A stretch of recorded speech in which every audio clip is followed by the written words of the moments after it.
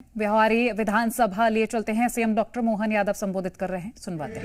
मुझे बहुत जल्दी जाना था, लेकिन हमने कहा सर भाई 2 बार गड़बड़ हो गई, इस बार नहीं होगी। किसी हालत में आना तो आके माने में धन्यवाद देना चाहता हूँ राजेंद्र जी का भी, उनका भी समय मैंने लिया बोलने के लिए, और मैंने कहा मैं बोलूंगा ही 5-7 मिनट, लेकिन यशस्वी प्रधानमंत्री अभिनंदन करो श्रीमान नरेंद्र मोदी जी का, जिनके कारण से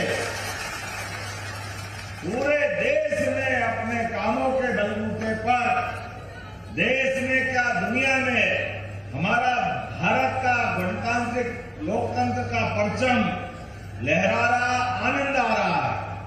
जिनके नेतृत्व में काम के लिए किसी बात की कोई कमी नहीं है, मुझे इस बात का आनंद भी है और खुशी भी है। हमारे लिए परमात्मा की दया से वर्तमान का समय स्वामी विवेकानंद की इस भविष्यवाणी को सार्थक करता दिखाई दे रहा है। जब उन्होंने कहा था 21वीं शताब्दी भारत की होगी, मुझे आनंद आ रहा है इस बात का कि उनके कहे शब्दों के अनुसार आर्थिक रूप से भी हम लगातार सक्षम से सक्षम होते जा रहे हैं। भारत में 250 साल तक अंग्रेजों की यातना सही है। हमारा जंगल, हमारी जमीन, हमारी खदानें, क्या क्या नहीं लूटा अंग्रेजों ने, लेकिन यशस्वी प्रधानमंत्री के नेतृत्व में उस इंग्लैंड को भी पीछे छोड़ करके आर्थिक दृष्टि से आगे बढ़ने का हिम्मत दिखाई। आज बदलते दौर में यशस्वी प्रधानमंत्री के नेतृत्व में उनकी केंद्र सरकार और हमारी अपनी सरकार 1 साल पूरा हुआ है, और 1 साल के अवसर पर हमने कहा है कि केवल एक राजधानी में कार्यक्रम करके हम अपने साल को मनाना नहीं चाहते।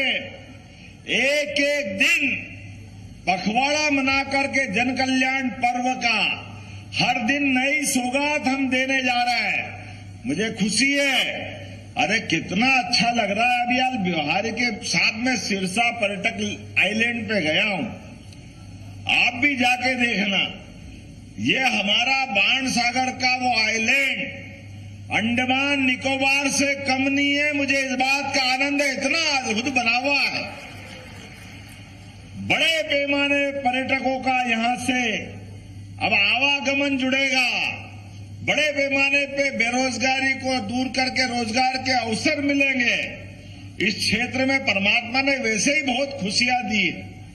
जंगल कितना आबाद है, शहडोल का वन क्षेत्र, आपके वन्य संपदा, वन्य जीव क्या नहीं है, यहाँ पे सब कुछ है।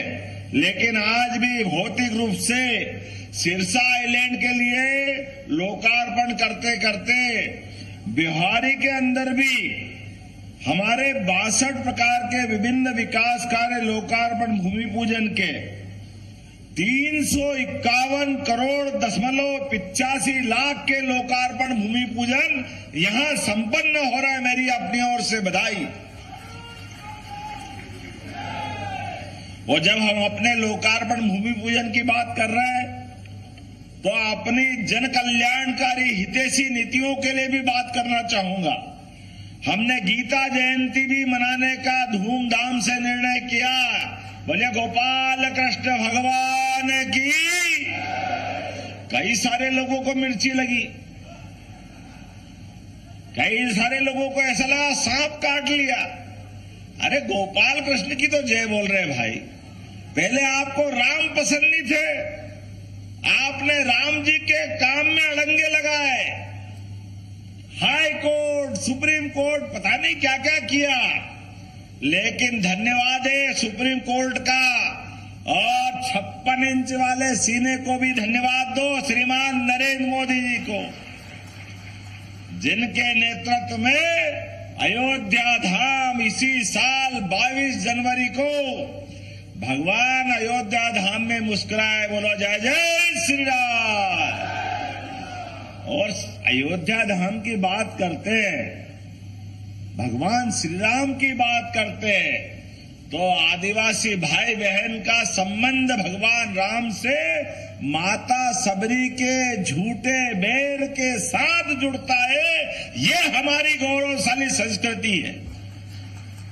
सबरी माता का प्रेम, भगवान राम राजकुमार है, लेकिन मां के लिए बेर का आनंद लेकर के जो हमारी संस्कृति को गौरवान्वित भगवान राम ने किया है, इसकी किसी से तुलना नहीं हो सकती है। बोला सबरी मैया की, रोम रोम रोमांचित हो जाता है। और जब भगवान कृष्ण की बात करते हैं तो हमारे विरोधी कहते ये तो भगवान राम और कृष्ण की बात सुनाते हैं। हाँ सुनाएंगे, डंके की चोट सुनाएंगे, तुम्हारी छाती पे पांव रख के सुनाएंगे, तुमको सुनना पड़ेगा। तुम्हारे भगवान राम और कृष्ण से कौन से जन्म के झगड़े हैं? जरा बताओ तो सही। सनातन संस्कृति से किस बात की लड़ाई है कांग्रेस वालों की? पता नहीं क्या हो जाता है इनको। जब बांग्लादेश में गड़बड़ होती है इनके मुंह पे ताले डल जाते हैं, और इजराइल बम गिरा दे तो हाय अल्लाह, पता नहीं क्या क्या चिल्लाने लग जाते हैं। भाई बांग्लादेश के अल्पसंख्यक हिंदू भाई बहन के जीवन में अगर कष्ट आता है, अगर मंदिर संस्कृति पे कुठाराघात होता है, तो कांग्रेस के लोग मुंह छिपा के भागते हैं, क्योंकि केवल एक धर्म के वोट चाहिए आपको। ये नहीं चलेगा। हम तो रोज गोपाल कृष्ण की जय बोलेंगे, प्रभु राम की जय बोलेंगे, सबरी मैया की जय बोलेंगे। ये हमारी संस्कृति है, हमें इससे कोई गुरेज नहीं है। इसलिए काल के प्रवाह में, विकास के मामले में सबरी मैया के जमाने से, अरे भगवान ने अयोध्या छोड़ी तो चित्रकूट यही विंध्य का पूरा अंचल सबसे पहले अपनाया। हमें इस बात का आनंद है। और जब अयोध्या धाम आनंद में डूबा है तो यह विंध्य भी डूबना चाहिए। होना चाहिए कि नहीं होना चाहिए? तो आप शरद भाई, आपने बहुत सारी मांग बता दी, लेकिन कॉलेज, अरे शहीदों के अपने शहादत को हमारी संस्कृति नमन नहीं करेगी तो कौन करेगा? हमारे देश की सीमाओं पे खड़े होकर सशस्त्र सेना सदैव रक्षा करती आई है। और सेना हो, अर्धसैनिक हो, पुलिस जवान हो, हमने कोविड के समय देखा, स्वच्छता कर्मी हो, इन्होंने ये पूरे देश की जान बचाई। जोरदार अभिनंदन करो अपने सारे ऐसे सशस्त्र बलों का। तो यहीं से घोषणा करता हूं, उस कॉलेज का नाम गोविंद नारायण मिश्र किया जाता है जो आपने प्रस्तावित किया है, और उनकी श्रीमती को नौकरी देने का काम भी हमारी सरकार द्वारा किया जाएगा। आपने कहा हॉस्पिटल, अध्ययनरत छात्रावास, व्यवहारी, खेल अकादमी, ये सब कुछ परीक्षण करने के बाद सब कुछ देने की व्यवस्था की जाएगी। यहीं से मैं घोषणा कर रहा हूं। आज के इस अवसर पर बोलने के लिए तो बहुत कुछ है, लेकिन मुझे दिल्ली पहुंचना है बहुत जल्दी।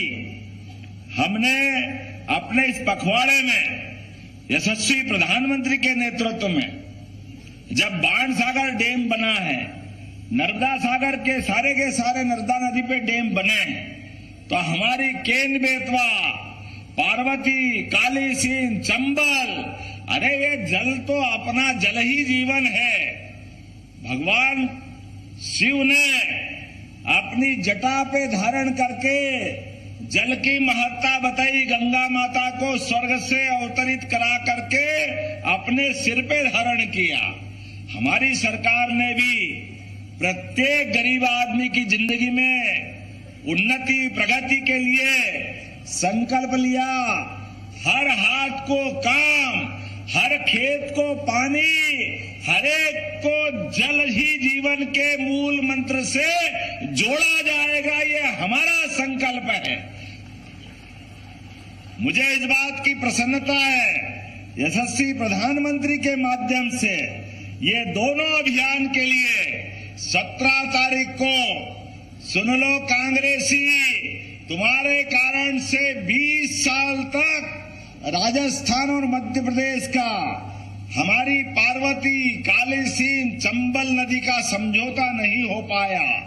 हमारे राजस्थान के लोग और मध्य प्रदेश के लोग पानी का उपयोग नहीं कर पाए। मुझे खुशी है, प्रधानमंत्री के नेतृत्व में यह योजना मंजूर करके 17 तारीख को हम इसका भूमि पूजन करवाने जा रहे हैं। और बुंदेलखंड की धरती जो उत्तर प्रदेश से लगी हुई है, ये केन बेतवा नदी का हमारे पखवाड़े का अंतिम चरण में समापन करने के लिए प्रधानमंत्री फिर मध्य प्रदेश आ रहे हैं। हमें इस बात की प्रसन्नता है। बुंदेलखंड की धरती, वीरों की धरती, अधीरों की धरती, और अलग अलग प्रकार से हर समय अपने खून को पानी लगा करके बलिदान ऐसे करते जैसे कोई फूल अर्पित कर रहे हैं, लेकिन परमात्मा की कृपा से पहली बार उनके खेतों तक पानी पहुंचेगा। ये सरकार की और माननीय मोदी जी की भावना है कि हमारे बुंदेलखंड कभी किसी से नहीं किसी के डरे नहीं, किसी के आगे झुके नहीं, सदैव भारत का झंडा लेकर के सनातन संस्कृति की जय जयकार करते रहे। लेकिन कांग्रेस के शासनकाल में लंबे समय में उनकी चिंता नहीं हुई। प्रधानमंत्री ने 1 लाख करोड़ की योजना मंजूर की है, 1 लाख करोड़ की, ऐसे अद्भुत योजना के लिए। और एक नहीं, ऐसी कई योजना बता सकता हूं, लेकिन आज थोड़े समय की कमी है। अगली बार आऊंगा और बहुत सारी बातों की हम चर्चा करेंगे। आज तो इतना ही कहूंगा कि ये जो नए विकास काम चालू हो रहे हैं, ये प्रशासन के माध्यम से कह रहा हूं, सभी गुणवत्तापूर्ण होना चाहिए, कोई कमी कसर नहीं होना चाहिए। 40 दिन तक 11 दिसंबर से 26 जनवरी तक एक एक योजना का लाभ हमारे हितग्राहियों के लिए घर घर पहुंच करके हमारी सरकार देने वाली है। यह निर्णय हमने किया है। आप सबके माध्यम से यहाँ विधायक है, मंत्री है, उप मुख्यमंत्री है, पंच है, सरपंच है, आप अपने गली मोहल्ले मोहल्ले तक शासन की जनहितकारी योजनाओं को घर घर तक पहुंचाने का संकल्प लें और सच्चे अर्थों में अपनी सरकार के उत्तरदायित्व का पालन करें। मेरी अपनी ओर से पूरे आयोजन की बधाई, बहुत बहुत धन्यवाद। भारत माता की जय। बहुत बहुत धन्यवाद माननीय मुख्यमंत्री जी। आपके नेतृत्व में मध्य प्रदेश ने विकास की एक नई इबारत लिखी है। केन बेतवा परियोजना से लेकर तमाम और अब हितग्राही लाभ यथाशीघ्र मैं आग्रह करूंगा जल्द से जल्द आयुष्मान कार्ड के आशाराम पटेल जी, जो कि माननीय मुख्यमंत्री जी उन्हें प्रमाण पत्र भेंट करेंगे 5 लाख राशि के यथाशीघ्र, क्योंकि माननीय मुख्यमंत्री जी को अन्य प्रोग्रामों में जाना है। आशाराम पटेल जी स्वास्थ्य विभाग के आयुष्मान कार्ड माननीय मुख्यमंत्री जी और हमारे प्रधानमंत्री जी की जो सोच रही है, और अगला नाम जल्द से जल्द आ पाएंगे आजीविका मिशन से प्रशांत समूह और पूरी टीम इस समय, और लक्ष्मी योजना के